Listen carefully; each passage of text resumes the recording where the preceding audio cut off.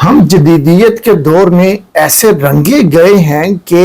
ایک ایسی عظیم عبادت جس کے لیے ایک مسلمان ساری زندگی دل کے اندر تڑپ رکھتا ہے، دل کے اندر خواہش رکھتا ہے کہ میں کسی نہ کسی طرح رب کعبہ کے گھر کا دیدار کر لوں، کسی طرح میں بیت اللہ کا طواف کر لوں، کسی طریقے سے میں حج اور عمرہ جیسی عظیم عبادت کے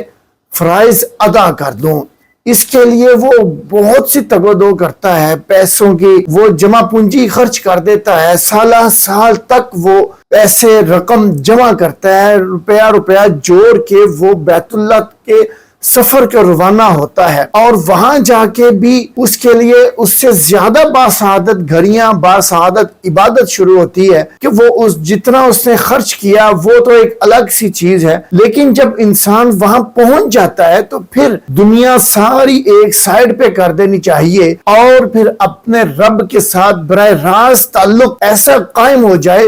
کہ جس کے اندر دنیاوی کوئی چیز بھی حائل نہ ہو۔ لیکن آج کا انسان ایسا جدیدیت کے دور میں بہہ گیا ہے کہ ہم بیت اللہ شریف کے سامنے کھڑے ہو کے بھی موبائل سے سیلفیاں اتارتے ہیں، تصاویر اتار کے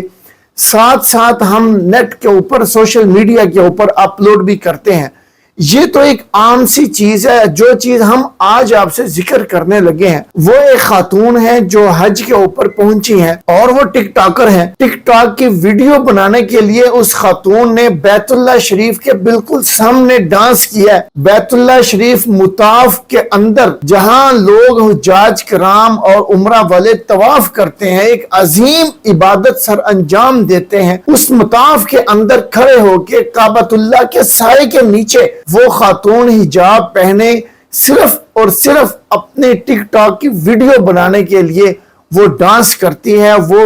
بھنگڑا ڈالتی ہے، وہ رقص کرتی ہے۔ کہاں گئی وہ روحانیت، کہاں گئی وہ ایمانیت، کہاں گیا وہ تقوی اور للہیت؟ وہاں جا کے تو یقین جانے دل ایسا مرغوب ہو جانا چاہیے، دل کے اندر ایک ایسی کیفیت نازل ہونی چاہیے کہ دنیا ساری کٹ جائے اور براہ راست اللہ رب العزت سے ایسا تعلق قائم ہو جائے کہ جیسے ہم اپنے رب سے ملاقات کرنے کے لیے اس کے گھر میں پہنچے ہیں، اور حقیقت میں بھی یہی ہے کہ اس کے گھر میں پہنچے ہیں، اور وہ منظر، ملاقات کا منظر، دل کے اندر ایسا تقوی، ایسی للہیت، ایسا روح پرور تعلق قائم ہونا چاہیے کہ جس کے اندر یہ ویڈیوز، یہ یوٹیوب، یہ فیس بک، یہ واٹس ایپ، یہ ٹویٹر، یہ سب کچھ فنا ہو جانا چاہیے۔ اگر یہ ہم فنا کر کے کعبۃ اللہ میں نہیں جاتے تو پھر شاید ہمیں وہاں جانے کا کوئی فائدہ نہ ہو سکے۔ جب ہم بیت اللہ کے سامنے بیٹھ کے جہاں ہم نے اللہ رب العزت سے گر گرا کے دعائیں مانگنی ہے،